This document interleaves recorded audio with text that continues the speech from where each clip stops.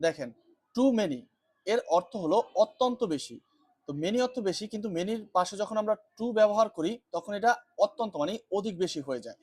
তো এই টু মেনির সাথে একটা রুলস রয়েছে, যে রুলস হলো টু মেনির সাথে আমরা কি করব, সবসময় প্লুরাল নাউন ব্যবহার করব। প্লুরাল নাউন কি, যেটা একের অধিক, একটি না একের অধিক। যেমন দেখেন দেয়ার আর আছে, দেয়ার আর অর্থ কি আছে, টু মেনি অত্যধিক বেশি পিপল, মানে অনেক বেশি মানুষ আছে। দেয়ার আর আছে টু মেনি পিপল, অনেক বেশি মানুষ আছে। ইন দা রুম, রুমের মধ্যে, রুমের মধ্যে কি অনেক বেশি মানুষ আছে।